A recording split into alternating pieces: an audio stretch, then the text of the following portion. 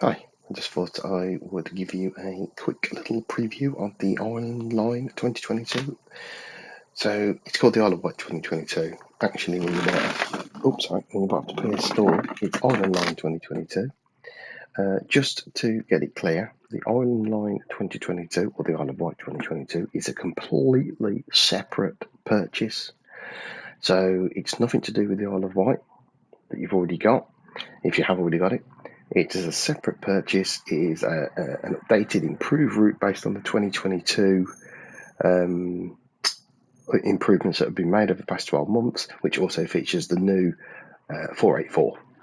So that's what that's all about. So there's no the people are getting confused about. Shut that door a minute.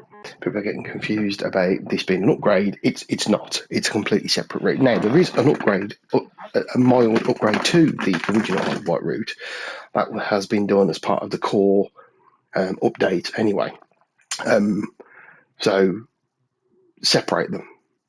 It's $14.99 on the PS Store. I'm not sure what the equivalent Steam and or Xbox stores will charge. Probably a similar price, really.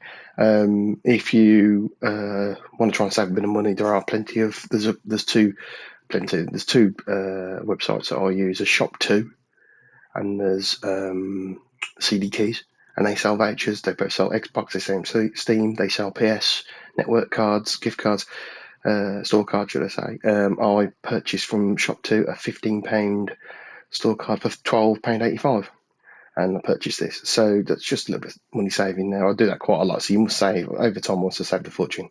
Anyway, I'll digress. Right, I'm going to go straight in, and here we are. So strangely enough, I think it's because I turned them off in the settings. I didn't get any tutorial on how to drive the 484, but I'll be really honest, it's not that hard.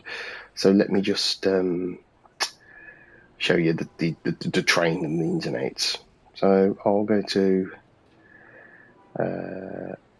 timetable mode, and I'll just open up a general train. I'm not going to necessarily drive this to time or anything like that. I just want to show you the general train itself. We'll play around with this. I've done that one. Oh, that's Shanklin one. So let me just show you. Okay, so I'm playing this on the PS5. If anyone wonders what it is, I also use a combination of keyboard and I use a combination of joypad. But I will try and make sure I explain what I'm doing as I go along. So here's your 484. Let's have a quick look on the outside. Lovely, as you can see. It's a pretty train, as you can see. Also, those keen-eyed of you can see the route has been vastly improved. Obviously, the high texture details are available on the 8th generation consoles and high-end PCs. The information board is working. Obviously, there's an information board. That's very good. It's got so much more of a mainline feel, this route has, as opposed to the more isolated feel that the old route had. So yeah, as you can see at the moment, it's just right. It arrived in, but it's got its tail lights on. It's 484003. Anyone who doesn't know, these are based on the old D-stock underground, well, subsurface underground trains from the 70s, and they were bought. A load were bought up because they're all aluminium. They were all bought up by a company called Viva Rail, based in Long Marston, and they converted a lot of them, the 3550, for diesel operations using basically Ford Transit engines, which you'll see on the Marston Vale line between Bedford and Bletchley. Also, TFW have got some, but they also have kept them in spirit with their third rail and fourth rail heritage by putting electric traction motors in as well, so that they can, and keeping the traction motors in so that they can run on third rail. Perfect. But unfortunately, to run these trains, there's been a lot of work had to be done to the actual railway itself on the island, because obviously they were used to the lower below surface trains. So they've had to raise the platforms. They've had to do a lot of work to tunnels and bridges. Not as many bridges anyway, but they've also put a loop in at Brading, and this is all apparent on this route. So that's me jabbering. Just let me crack on. So here's the cab. Relatively simple cab. Obviously, it's been completely modernised compared to the original underground setting. It's had a whole new modernised look. So you got your one power brake controller there. Nice and easy. It's got regen braking, which is quite unique to to a UK route at least anyway. So it's got, but similar to any one power brake controller, it's pull back for power and pull forward for braking. Unlike the 483, you actually set this up using like a normal train. It actually has very normal train behaviour. So you've got a master key, you've got your reverser, you've also got AWS TPWS as well, which I'm going to set up now.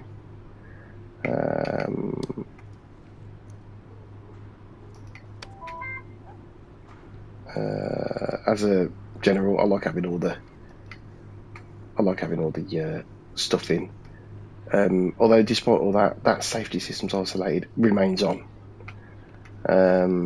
So if I set that up now, I should get me acknowledgement. I mean, there's no AWS on the island, but you've still got the option of other safety systems. So I'll just cancel that using my circle. So yeah, I mean, yeah, there's the AWS acknowledgement. Like I say, you actually need it on the island route anyway. So don't worry about it. Now the horn's interesting because you've got a horn and a whistle. So it's forward for horn, backwards for whistle. Excellent. Interlock button there says you've got brake, but obviously we need to open the doors. I know I'm late. I'm just waffling. I like having my instrument panels up. There's your DRA if you stood at a red signal. Yeah, for some reason that stays isolated, stays on, even though I've just turned them all on. Maybe there's another safety system I've just not turned on and I didn't realise. But I'm not going to worry about that. There's a couple of little buttons and things which you can and can't use. Reduce power, I've not used it yet. There's lots of coupling buttons. Your wiper control if you're not using things manually. Line on, obviously, your actuators. Make sure you've got power. Yeah, I keep saying the temporary isolation full stays on as well. So I think there's a couple of little quirks that have just got to be worked out. There's your DSD pedal, which you shouldn't, which is for your vigilance. Which I'm not sure if this has got it because although I say that, you don't get chance because you're constantly powering on and off anyway. Let's have another look round. What else have we got? EIC, that's whatever that is. Someone's bound to know. EDR, whatever that is. Quick look in the train. Yeah, look very, very sort of easy, wide. I mean, probably doesn't get rammed. I'm sure it probably gets busy at times, but very undergroundy looking. Yeah, I think. Yeah, so that's all me. Yeah. Cab door controls are interesting. So you can't open the cab door using your soft key. You've actually got to physically open it like that. Yeah, and it will open. And then when you close it, it's a T key. Excellent, I love it. This is really, when I can concentrate over it.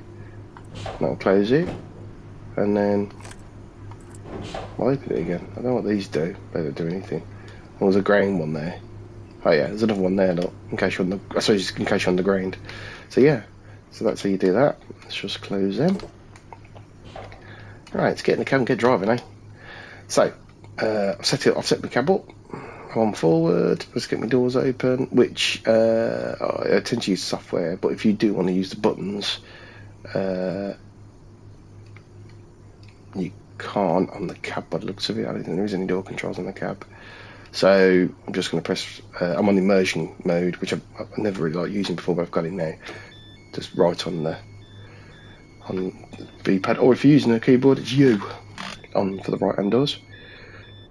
Yeah, the doors are open. You can see by the speedometer it's 15 coming out of. That's it. I'm going to just hide my hood a minute. Right, let's get them doors shut. Right, I'm just hopping to the keyboard in case you wonder what. Oh, let's turn my view up a little bit. I like having the controller just slightly in view so I can see what it's doing. Oh, that was an accident. Right, okay, so doors are locked. I've got interlock, my blue light there. And I'll start accelerating. Braking coming off. Off, and then off she goes.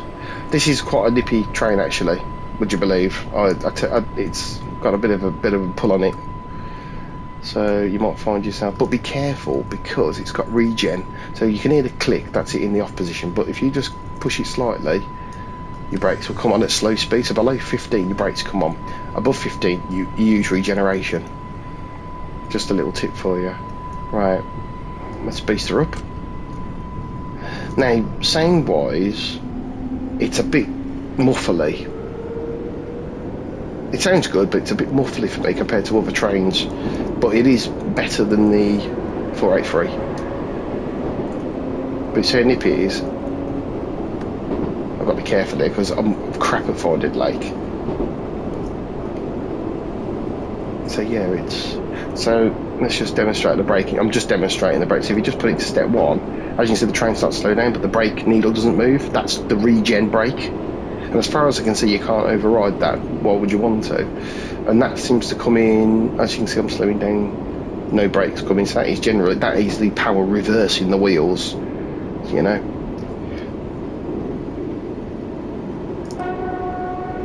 So spacebar on the keyboard blows your whistle, and N blows your horn, and N blows your whistle.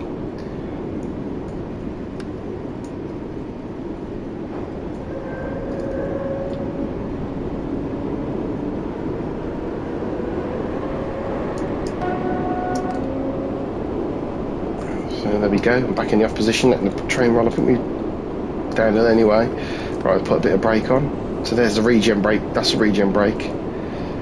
Put it in a bit more. See, still no brake, the brake still doesn't come on, put in a bit more. So that is the regenerative braking, slowing you down. As you can see, as you can see when you approach the lake, which doesn't just pop up this time, it has been raised. You can see that it's actually been raised. So there you go. So what you want to do is just pull the brake off slightly because the main brake will start kicking in. Oh, maybe not. I think it's below 15. Yeah, there you go. Look, brake starts to kick in. There's the S-board there. So yeah, there you go. So just open U to open the doors on the right hand side. So yes, as you can see, you've got regen braking, so don't be alarmed if you don't see that needle going up. You are slowing down, but until you get to below 10 by the looks of it, or as you start to approach 10, your needle starts to move as the actual friction brakes start to come in. So it's a bit of a fine art.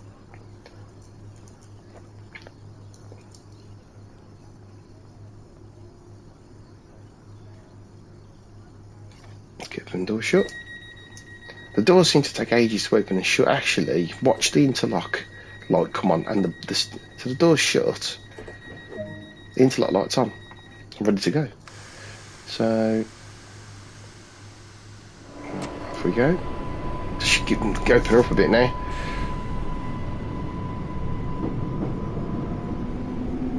You can't. I don't think you can play around with the. If you just see the right hand side, right up here head on that little computer, I don't know if I don't think you can play with that. It does it automatically, just like it does on a lot of the trains. So as you can see, it's nippy. 45. I'll tell you what I might do. I might experiment with the reduced power. I don't. Well, mind you probably can't set it up while you're driving. Going up a little bit, so I'll just give it a bit of power. But yeah, very nippy train. I mean, don't get me wrong, the 483 is nippy anyway, but I mean, this is really nippy. On one controller, it's really weird. So that's telling me I've got a 15. That's a braking, isn't it? It's sanding. So let's just put the brake on.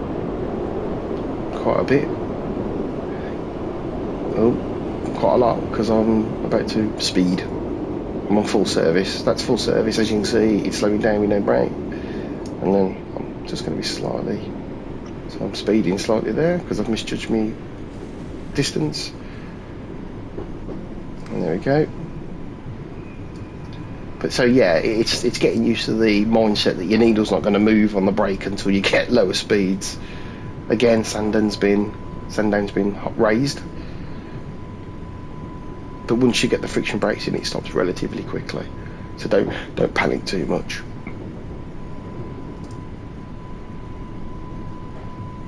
I've just gone past the 2-car stop. I don't know what that noise is. You get that real high noise.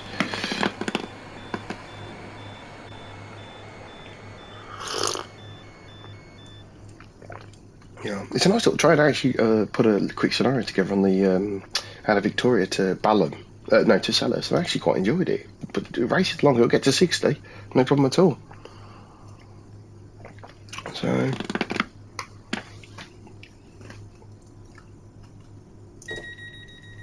Y is the button to open your left-hand doors on the keyboard.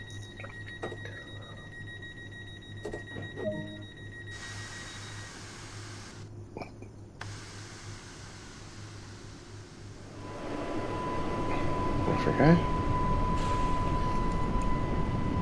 It's only 15 coming out, remember, so just take it. I think it's a bit of a drop, so you've got to be careful when you're rolling out. Next stop's braiding, where you've got the new loop, so I might pass another train there. Just put a bit of brake on there just to keep the train at 15. I hope everyone's been okay during the warm weather. It's been, well, not even warm, it's been hot, unbelievable. Just stayed in. It's just been so hot. I was in Dawlish, but came back on the Monday morning just before the chaos ensued. I don't think it was so bad on Monday, but yesterday apparently it was really bad on the railway, as you'd probably expect. Anyway, off we go. As you can see, very nippy. Absolutely lovely look at that. There we go. Yeah, we're on a hill, so got to be careful. Just whack a bit of brake on there. Yeah, so that's basically the 484 for you. It's a nice little train. It's quite enjoyable to drive, actually. I certainly enjoy driving it. I'm going to try and test it out on other routes. I'm even going to try and do, because they're based on the 230, aren't they, which is a diesel version, so I'm kind of in an hour and about trying to like having them pretend to be class, like do a livery, because you can do like West Midlands own them, don't they, and do like a 230, so a fictitious train, obviously like people do with the Javelin, making them 800 and stuff. So I might do that with this and just pretend it's diesel, and put them on diesel only routes, so just to kind of have a play with it, because it is quite a fun little train to drive. I'd like to see it on the Cornish bank, see what it's like up there, because to be fair, the majority of the time you only do 60 anyway, and if you can get to 60, but it would be nice to see it climbing out of Red Roof.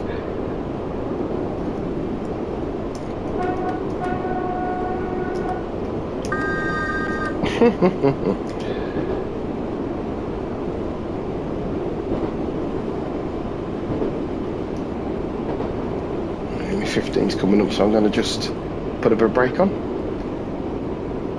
Coming into braiding.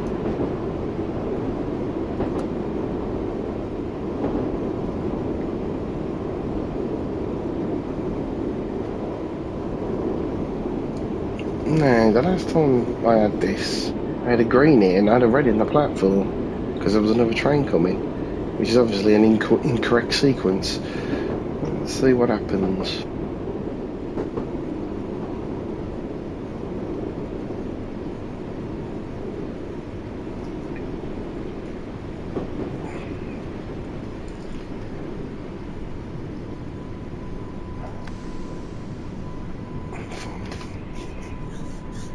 So there's the new loop with braiding, and obviously the height of the platforms have been done, just like everywhere else.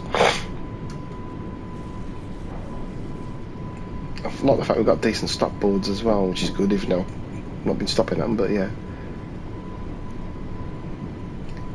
Oh no, I've got a green signal, that's good. Oh, folding arms because I'm late, sorry.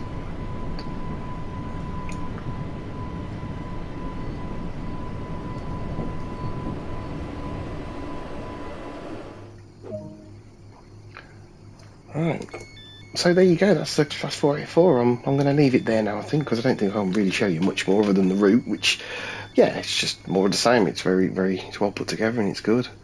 So yeah, so thanks for taking the time to have a watch. I hope it's made you mind about what you want to do about if you still haven't purchased the route, or if you just wanted to get some tips on how to drive the 484. Like I say, it's not exactly a complicated train to drive, but there's a couple of little oh, okay, darling. Bit of a okay. A bit of few idiosyncrasies you might want to look at. So, yeah. Oh, another one. Excellent. There's a bit of a glitch there, I think. Right, I'll see you later.